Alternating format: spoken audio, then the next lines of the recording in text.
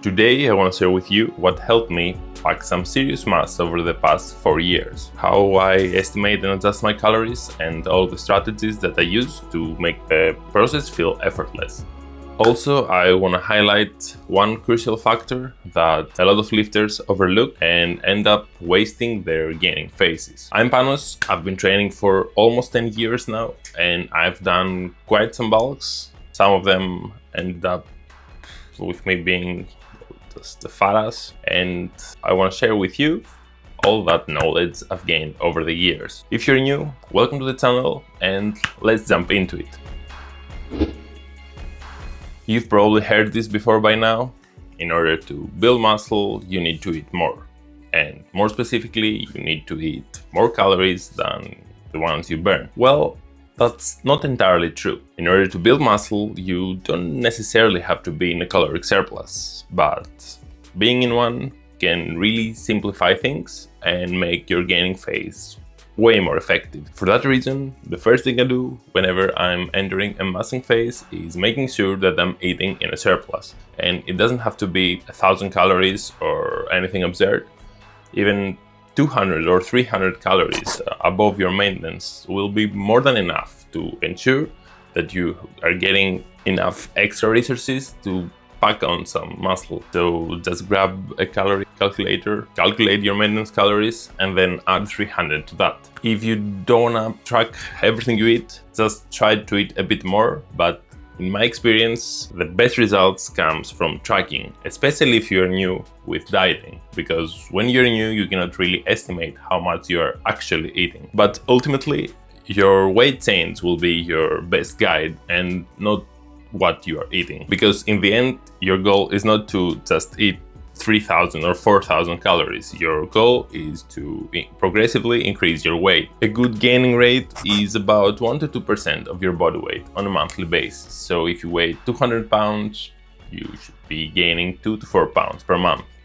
I usually like to be on the lower end of the range, so around 1%, because this simply allows me to extend my bulking phases without getting too fat. So now you know how much you have to eat, you know the rate of gain weight you are aiming for. Just start eating and observe weight changes. To make things easier for you, I have linked the sheet that I'm using for my tracking in the description. This sheet really simplifies the entire process. It includes a built-in calculator for maintenance, bulking, and cutting calories, along with suggestions for caloric intake and macros based on your goals. It shows weekly averages for your weight, macros, and calories, while giving you a 2 and 4 week overview of your progress. This way, you can just look on the 2 or 4 week overview and make decisions based on that one number. So if that number is lower than expected, you just eat more, and you are not getting lost in day-to-day weight fluctuations. The way I like to do it is whenever I see that my 4 week overview is getting closer to the 0.5% mark, so when it gets well below the 1%, then I'm doing a really big bump in my calories, so around 300 to 500, because this way I am basically waiting for my weight gain rate to drop quite a bit, and then I'm tackling it in a way that I know that I will get well within the 1 to 2% range. This way I'm only getting to make changes in my intake every 1 or 2 months, and I'm not really getting lost on adding 1 or 200 calories every other week. Now, as you eat more and more, your metabolism will keep adapting, and you will need even more calories to keep adding weight. Eventually, eating 4 or 4.5 thousand calories becomes a challenge, especially if you're not a big eater, unless you have some strategies in place to make the process more manageable. Try to drink a big chunk of your calories, either by adding juices or smoothies. So instead of eating your yogurt with oats and peanut butter, try to blend them into a smoothie and drink it. That's way easier and faster than chewing through a big meal. Just grab your shaker, get a few sips, and you're done. Blending your food also helps with digestion, as what you're basically doing when you're blending your food is you're mechanically breaking it down, and it's kind of pre-prepared already when it goes to your stomach, so it spends less time there, making you ready for your next meal faster. Another trick you can use to sneak in some extra, basically free calories, is to add an intra-workout shake. Mix 50 grams of dextrose or any other fast digesting carb with a scoop of protein and drink it through the first half of your workout. And if you're worried about sugar spikes, just start with 25 grams and progressively build up to 50. I personally love those intra-workout shakes because whenever I'm deep in a bulk and my workouts are exceeding the 2-hour mark, I can really notice a difference in the last few 4 or 5 sets of the workout. Like before the shake, I can barely go through the motions. I really feel exhausted, and that is the point where I'm like, okay, it doesn't really work now. These 4 to 5 sets are basically trash. I need to do something to increase my performance, and I'm adding the shake. And I can really see that adding the shake makes those 4 to 5 last sets actually worthwhile. But even if you never felt that way, adding it will help you increase your calories, and that's the main goal here.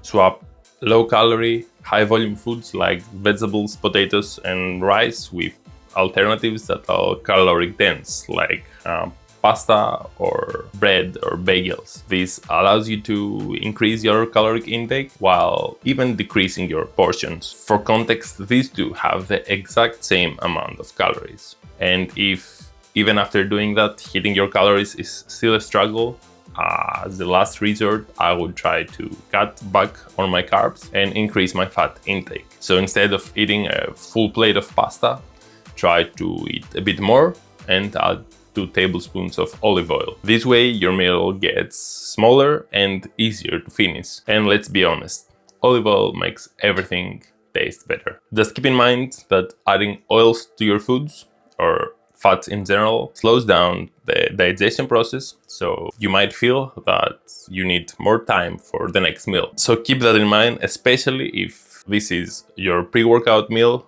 because if you eat something that is heavy on the stomach, then your workout might suck. High GI carbs like bread, white rice, pasta, and fruit digest way faster than low GI alternatives like brown rice, quinoa, and whole grain products. This means that eating them will make you feel less full and you will be able to eat more frequently. They are also great for replenishing your glycogen quickly right after a workout. Despite all that though, don't cut on low GI carbs entirely because they are full of important nutrients.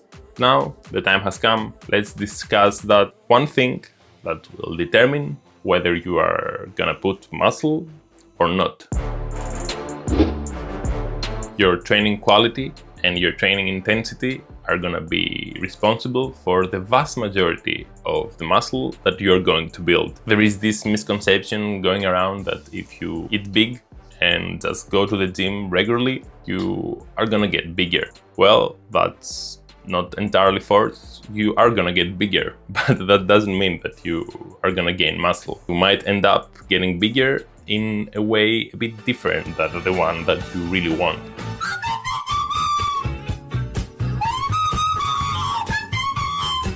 Even if you manage to nail your diet and track every last calorie that you eat over a whole year, and you manage to be well within that 1 to 2% rate of weight gain, if your sets look like this, you cannot really expect much of the gain to come from muscle tissue. Unfortunately, it will mostly be fat. You need to train hard.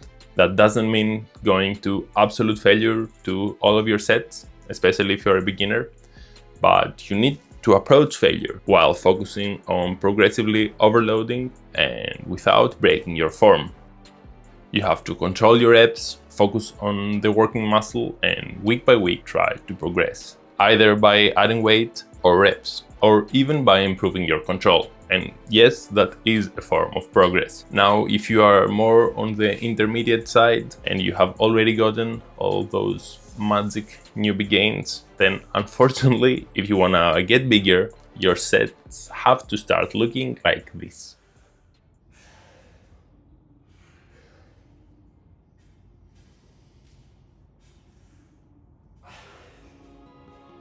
Low reps are for bulking and high reps are for cutting. This is a common misconception circulating from one gym bro to the other. Yes, you should focus on getting stronger on your compound lifts and really focus on that 6 to 12 rep range, but that is the case while cutting as well. Just try to hit 80% of your training in that 6 to 12 rep range and the rest 20% in the 12 to 20, and you should be good to go. It doesn't have to be more complicated than that, really. Also work your exercises in rep ranges and not fixed numbers. For example, on bar rows, I aim for 6 to 10 reps. I pick a weight I can handle for 6 to 7 reps, and each week I try to either add a rep or increase the weight slightly, or even get a better control of the movement. Once I hit the upper limit of the range, I make a bigger weight jump that drops me back to 6 reps. From there, I build back up. This approach makes progressive overload easier and manageable and keeps you moving forward. Bulking takes time. If you want to see worthwhile results as a natural lifter, you have to dedicate at least 4 to 5 months on eating more and pushing your sets close to failure. Personally, I do gaining phases of 1 to 2 years, split it into 5 months gaining periods with some mini cuts in between. And the mini cuts are there only to ensure that I am finishing my gaining phase without being in an unhealthy fat percentage and too heavy. Proper hydration is key for better digestion, nutrient absorption, performance, and recovery. Aim for at least 50 to 60 milliliters of water per kilogram of body weight. So that's around 4 to 6 liters per day, depending on your weight. And ensure that you are getting enough sodium to retain that water in your system and actually hydrate yourself. A lot of people completely neglect hydration because they think that it's just a small detail and it doesn't really matter. But the benefits of having it in place are huge. Focus your attention mainly on your performance in the gym and not so much on the scale. If your weight stalls for 2 to 3 weeks, but your performance in the gym is great and you keep hitting your PRs, then just don't worry about it. You're still building muscle at a very good rate. Maybe not in the optimal rate, but you shouldn't really stress over it. For me, the best result came when I stopped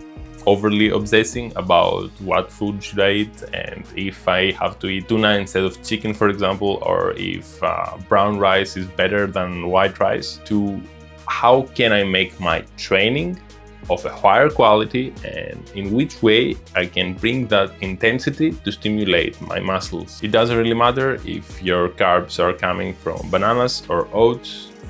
Yes, well, it does matter, but the percentage difference is really minimal. What does matter though is to manage to add a rep or 5 pounds from week to week or even bi-weekly or even monthly. Just make progress, always without sacrificing your form. See you on the next one.